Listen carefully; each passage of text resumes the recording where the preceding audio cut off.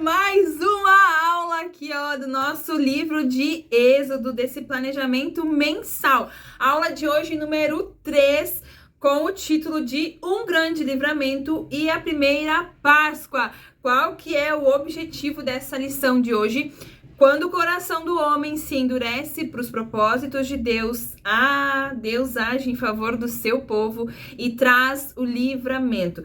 Como de costume, eu estou aqui com a minha cola, com o meu e-book abertíssimo. Se você ainda não adquiriu o seu e-book, sempre deixo aqui na descrição do vídeo o link para você adquirir o seu e-book de planejamento, tá legal? Hoje, como você já está habituado à nossa aula aqui, falada, aula verbal, onde eu vou te mostrar algumas coisas. Hoje eu trouxe alguns recursos para mostrar para você também.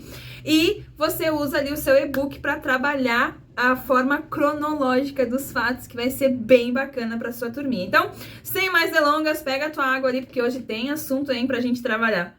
O foco da lição de hoje é ensinar a criança que Deus enxerga o sofrimento das pessoas, Deus levanta pessoas para trazer o livramento para o povo de Deus, para os seus filhos, e Deus usa qualquer coisa que tenha à disposição na natureza para ajudar os seus filhos. Nessa lição aqui, número 3, o que Deus usou? Deus usou as 10 pragas, ou seja, a sua própria criação, Deus usou para punir e castigar os egípcios, para livrar o povo de Israel. Então Deus usou as águas, Deus usou os animais, Deus trouxe peste, Deus usou dia, a luz do sol, enfim, Deus usou tudo que Ele mesmo já havia criado para atingir ali de forma exata os egípcios, para castigar eles enquanto eles não liberavam o povo de Israel para sair dali. Então, deixa eu achar aqui a minha lição número 3 do nosso e-book. E a lição de hoje, ela se encontra em Êxodo, capítulo 7 ao 12. A gente está dando essa sequência, então o bacana é que de uma semana a outra você vai lendo para você ter um entendimento desse contexto para suas crianças. Aqui eu não vou focar diretamente em cada praga, não vou focar nisso, mas é muito bacana que você traga conhecimento para sua turma. Ainda mais se você trabalha com faixas etárias de crianças maiores. Então ali 7, 8, 9 anos, 11 anos, esse e-book é tranquilo para você usar. Mas quanto maior for a faixa etária dessas crianças, é melhor que você traga mais conhecimento ainda para dentro da sua aula. Então aqui, para essa aula, se as suas crianças forem ali dos juniores para cima, é muito bacana que você pesquise profundamente essas simbologias que estão por trás de cada uma das 10 pragas. Eu vou deixar um vídeo por aqui para você entrar lá e assistir essa aula, onde eu explico bem certinho o significado de cada uma das pragas. Aqui eu não vou entrar nesse assunto para não ficar muito longa a nossa aula, mas vai ali dar uma olhada nesse vídeo que você vai entender tudo que eu tô falando aqui sobre cada praga, que Deus utilizou para, sim, atingir a religião ali dos egípcios usando a sua própria criação. É bem aquela coisa assim, ó, as pessoas não adoravam o Deus criador porque adoravam a criação dele, né? Então os egípcios adoravam peixe, adoravam vaca, adoravam rãs, uma infinidade de deuses que eles criaram, que nada mais era do que a criação do nosso Deus criador. Ao invés de adorar Deus criador, adoravam o que ele criou. Vai ali assistir esse vídeo. Lembrando que, como esse vídeo já é antigo, o material descrito nele não tá mais disponível lá. Eu vou deixar disponível aqui nesse vídeo aqui. Agora, entendendo o contexto da nossa lição. Nessa fase, Deus já havia chamado Moisés. Você lembra? Deus já tinha chamado Moisés, já tinha dado todo o passo a passo para ele falar, ele se achou incapaz. Deus permitiu que trouxesse Arão para esse negócio. E aí agora eles estão na fase onde Deus ensina para Moisés o que ele deveria fazer e, inclusive, fala tudo o que Faraó também iria fazer, que Faraó iria endurecer o coração. Ou seja, Deus fala para Moisés o passo a passo de tudo o que iria acontecer, para que Moisés, em hipótese alguma, pensasse que ele estava sozinho, porque tudo que acontecesse ali nesse desenvolver da história, tudo que acontecesse ali, Moisés poderia pensar assim: mas olha, o Faraó não tá deixando o povo sair, ou isso isso não estava nos planos de Deus. Mentira, Deus já tinha falado tudo para Moisés. E algo que eu acho incrível, assim, é o relacionamento que Moisés tinha com Deus, a tal ponto de Deus revelar-se para Moisés, revelar os seus planos para Moisés. E isso a gente não consegue com horas de TikTok diária, com horas de gamer diário, com horas de qualquer outra coisa diário. Não, esse relacionamento com Deus a gente só adquire com momentos na presença de Deus, com horas em oração, com horas lendo a Bíblia, com horas do nosso dia voltado para a adoração a Deus. Um relacionamento com Deus não acontece de forma terciária, não é através de outra pessoa que isso acontece. Não é a gente dizer, ora por mim, prof, porque... Não, ensine para sua criança o quão importante é esse relacionamento de Deus com Moisés, que Deus falava para Moisés o que iria acontecer. E eu não sei você, mas eu adoraria que Deus me falasse todos os planos que Ele tem pra minha vida. Patrícia, você vai fazer isso porque amanhã vai acontecer isso, aquele outro. Deus não fez isso ainda pra mim. Mas esse relacionamento com Deus nos faz entender que muitas situações que nós vivemos, se não tivéssemos um relacionamento com Deus, poderia ser muito mais difícil. E aí a importância de manter um relacionamento com Deus, entendendo que Ele não é o nosso gênio da lâmpada maravilhosa. Moisés sabia disso, Moisés ouviu as instruções de Deus e começou a dar os seus passos ali em cumprimento à missão que Deus tinha entregado nas mãos dele. Ora, Moisés se posiciona frente a Faraó e começa a pedir para Faraó que Faraó liberte o povo, parará, toda aquela situação que você já conhece de Êxodo. Claro que, como o que Deus falou para Moisés, Faraó endurece o seu coração e não permite que o povo saia. Deus mexe com a fauna e com a flora para ver se Faraó age com o coração bondoso e liberta o povo, mas Faraó era um homem muito mau. E Deus permitiu que o coração dele se endurecesse realmente, porque Deus queria mostrar muitas coisas, tanto para Moisés quanto para o povo de Israel. Deus queria ensinar a eles que quem manda nos céus e na terra é Deus, e tudo acontece debaixo do seu controle. Começou o quê? Começaram as 10 pragas, mas mesmo depois da água se transformar em sangue, mesmo depois das rãs, mesmo depois dos piolhos, mesmo depois das moscas, mesmo depois da peste e morte dos animais, mesmo depois das úlceras, mesmo depois da chuva de pedra, mesmo depois dos gafanhotos, mesmo depois da escuridão, nada disso. Todas essas pragas foram incapazes de amolecer o coração de Faraó. Faraó permanecia de coração fechado e decidido a não liberar o povo do Egito. Porém, a última praga foi o que faltava para tocar no coração de Faraó de forma tão profunda, de forma tão sobrenatural, que depois da morte do primogênito dele, porque todos os primogênitos do Egito morreram, Faraó se obrigou, porque perdeu o seu próprio filho, ele se obrigou a libertar o povo de Israel do Egito. Deus amava o seu povo, por isso decidiu que tiraria-os dessa escravidão que se estendeu por anos a fio. Nessa noite, antes de acontecer essa praga, Deus avisou Moisés, Deus deu ordens para Moisés, Deus deu instruções para Moisés do que ele deveria fazer para que essa praga da morte dos primogênitos não atingissem as casas dos israelitas. Olha a importância de nós prestarmos atenção nas instruções que as pessoas nos dão, nas instruções que Deus nos dá. Moisés acatou direitinho todo o passo a passo que ele deveria fazer para que realmente essa praga não atingisse os seus filhos, para que Deus cuidasse do seu povo com a sua mão poderosa. Imagina só, em meio à mão do Senhor, porque a palavra de Deus fala que o Senhor passou no Egito e tirou a vida dos primogênitos do Egito. Você pensa que para isso tudo acontecer, como que foi essa separação das casas dos egípcios e da casa dos israelitas? Tinha uma ordem. Você lembra? Eles precisavam fazer toda aquela questão da ceia explique para a criança, isso é interessante também. Toda aquela questão da ceia, do cordeiro, de se unir com o vizinho que não tinha uma família muito grande, de comer o pão sem fermento, tudo isso tem um simbolismo. E o sangue do cordeiro, sem quebrar os ossinhos dele, você precisava tirar o sangue e passar lá nos umbrais da porta, porque esse seria o diferencial. O sangue do lado de fora da porta, nos umbrais da porta, era o que ia diferenciar o Senhor de entrar na casa dos israelitas ou dos egípcios. A casa que tivesse o sangue na porta, a morte não entraria, a morte não ceifaria a vida dos primogênitos. Deus deu toda a instrução para Moisés e Moisés seguiu a rigor tudo que Deus falou.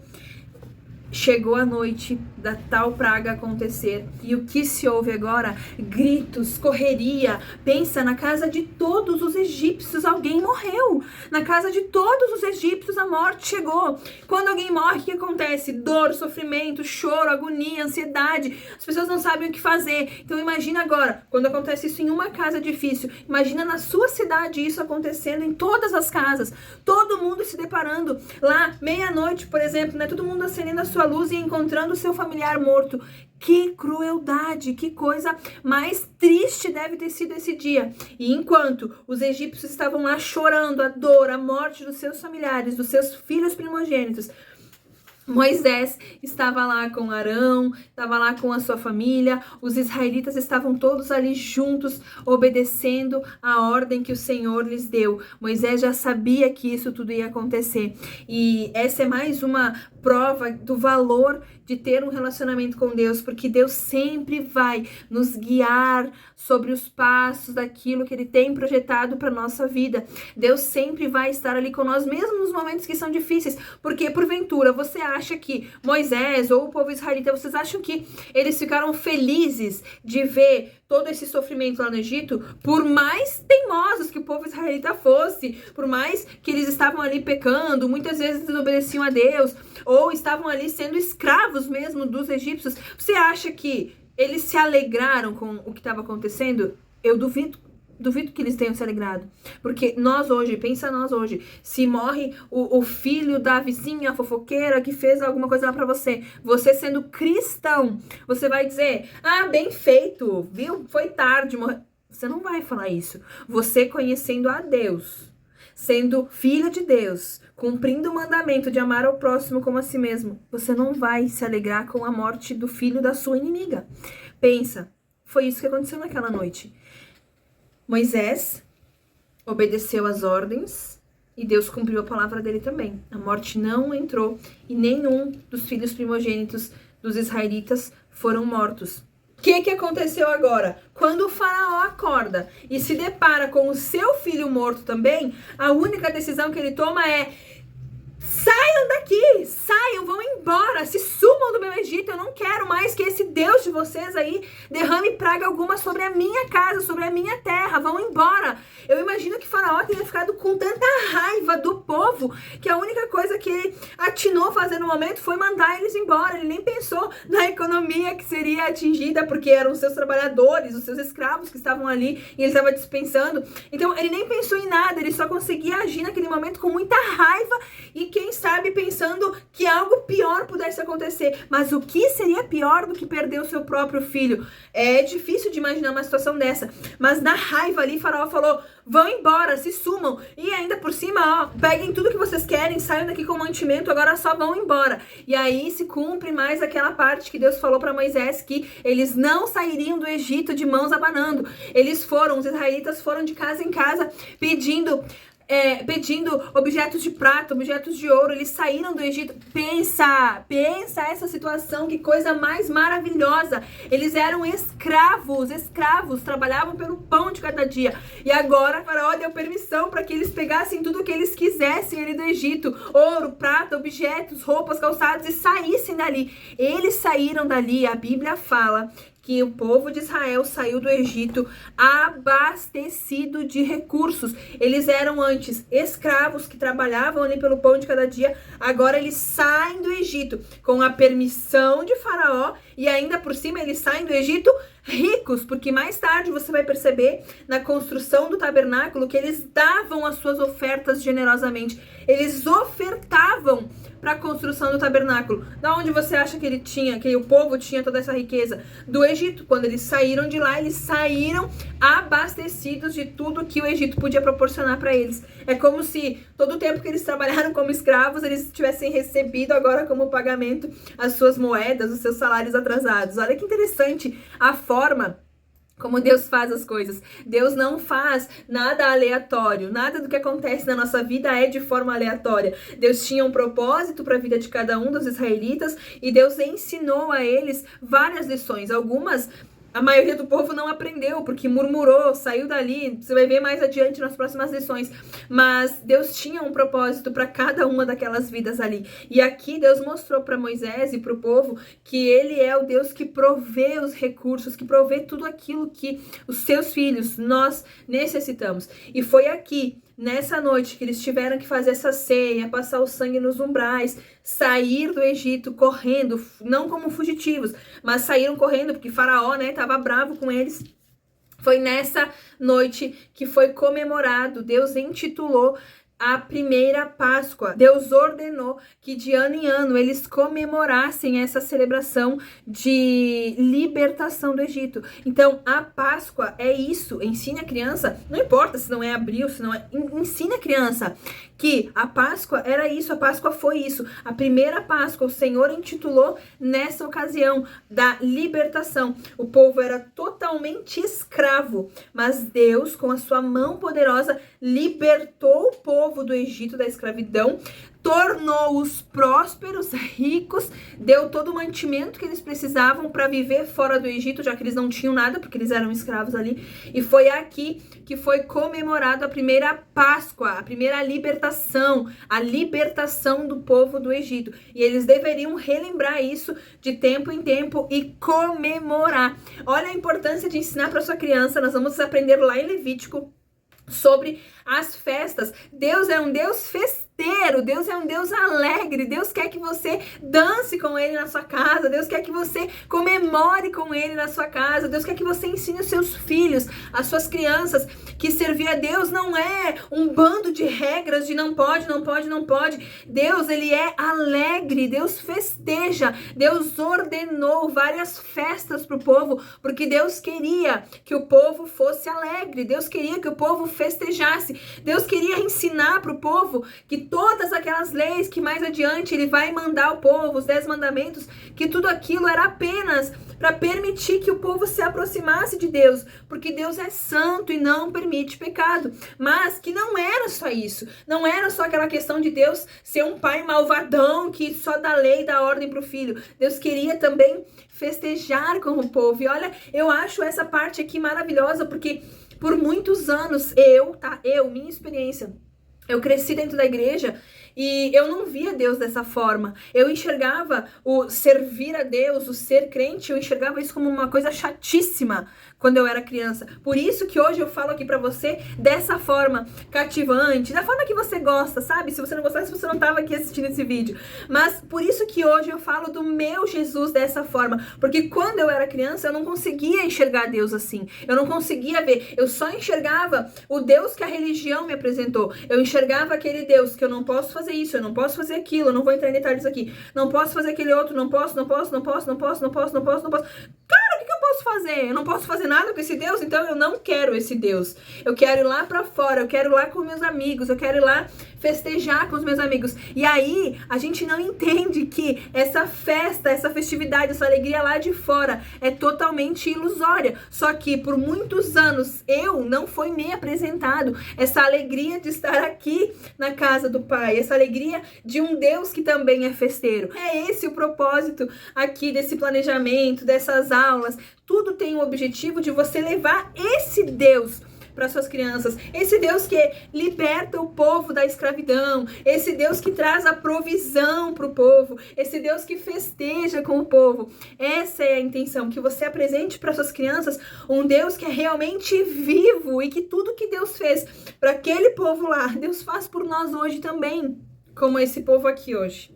Nós somos Vamos nos colocar aqui no papel do povo israelita. Nós também, outrora, fomos escravos, que nem o povo era. Só que o nosso rei malvadão, nosso faraó, o que nos mantinha escravos, não era o próprio faraó, era o pecado. A Bíblia vai falar lá em Romanos que todos pecaram e estão separados de Deus. O pecado nos afasta de Deus, o pecado nos faz ficar longe da presença desse Deus. Porém, assim como Deus livrou o povo de Israel das mãos da escravidão, das mãos de Faraó, Deus também nos mandou um libertador, como mandou Moisés para libertar o povo de Israel.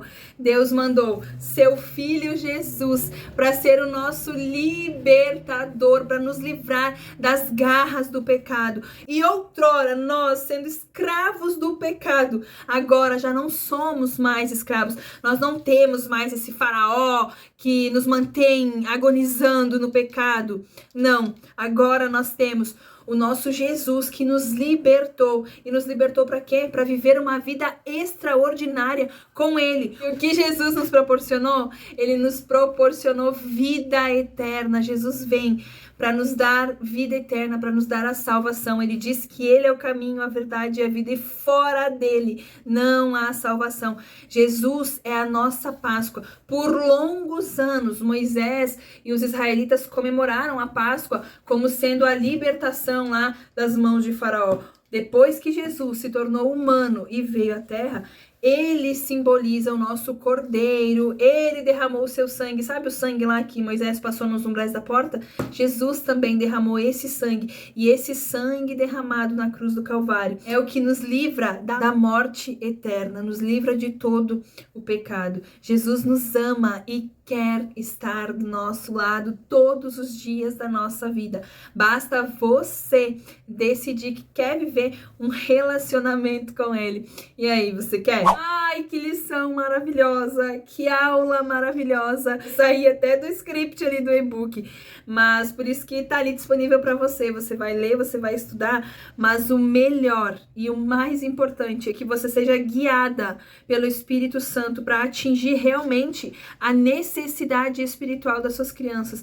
Você precisa sim se preparar, você precisa estudar, você precisa pesquisar, você precisa ir a fundo dentro desse e-book que eu te proporciono. Mas o mais importante é você ter uma vida constante de oração, de leitura bíblica, de relacionamento com Deus, para que no momento que você for ministrar a aula, você não fique presa nesse e-book. Você deixe-se ser direcionada pelo Espírito Santo. Eu não tinha preparado toda essa aula aqui, eu tinha realmente o meu script aqui, a minha colinha para seguir para você. Mas eu acredito espontaneamente que Deus dirige cada passo, cada aula, e assim como eu digo para você, se permitir ser guiada pelo Espírito Santo, Deus também conduz a minha vida aqui quando eu falo para você. Outra questão aqui é as 10 pragas, esse recurso lindo, olha que bacana. Eu vou montar os moldes, eu sei que tem várias tias que me pedem os moldes, e eu vou montar os moldes e vou dispor aqui na descrição do vídeo, junto com o PDF, tá? Vou deixar um link só, com o PDF das 10 pragas, para você fazer o recurso e estudar elas, estudar cada simbologia. Vou deixar em um link só, tá? Então, vou deixar os moldes em PDF para você baixar e também fazer esse recurso, tá? Clica ali depois e pega os teus moldes também, olha que perfeição. Lindo, né? Vou deixar ali para você na descrição, tá? Versículo para memorizar. Deixei ele para você, João 8,36. Portanto, se o Filho vos libertar, vocês de fato serão livres. Ou na outra versão, se o Filho vos libertar, verdadeiramente sereis livres. Encontre uma dica aqui para você, ó. Encontre uma versão e use a mesma versão com as suas crianças, tá? Eu sempre uso a NTLH com as crianças, que é a linguagem mais facilitada para o entendimento deles. Lista de ideias, eu deixei ali para você. Olha que legal essa ideia para você ir contando a lição. Se você não tiver esse recurso aqui, não precisa, porque você vai fazer um real ali com eles. Eu deixei uma ideia para você usar lençóis, usar cadeiras para fazer uma casinha onde as crianças caibam dentro. E aí você vai olhar no seu e-book ali, vai seguir todo o passo a passo para você introduzir essa aula. A lista de ideias sempre tem uma ideia para você iniciar a sua aula. Então, essa ideia aqui vai ser muito bacana se as suas crianças forem pequenas, tá? Se as suas crianças forem maiores, você pode fazer a ideia dos recursos aqui, ou melhor ainda, você pode vestir as suas crianças ali, os pré-adolescentes, 9, 10, 11 anos. Leve lençol, faz ali o faraó, faz o Moisés, veste um Arão, vai lá com as pragas. Eles vão amar encenar, as crianças gostam de encenação, principalmente essas maiores. Se essas crianças forem pequeninhas, você consegue fazer essa ideia aqui também. Para as tarefas, eu deixei para você na apostila de moldes um jogo da memória. Então você vai fazer ali o passo a passo, imprimir, colar, tal, você vai recortar e vai fazer cartões para vocês jogarem esse jogo da memória das 10 pragas, muito interessante também, as crianças amam jogar. E a parte do finalizando, deixei ali 5 perguntinhas para você fazer com a sua turma e ver se eles fixaram esse entendimento, se eles aprenderam realmente aquilo que você quis ensinar para eles. Aula número 3 de hoje. Que Deus abençoe a tua vida e te dê sabedoria para cada dia mais entender os propósitos dele na tua vida e você conseguir levar para suas crianças esse Deus que é um Deus festeiro, é um Deus que ama o seu povo e que traz livramento naqueles momentos em que nós mais precisamos. Até a aula que vem. Beijo!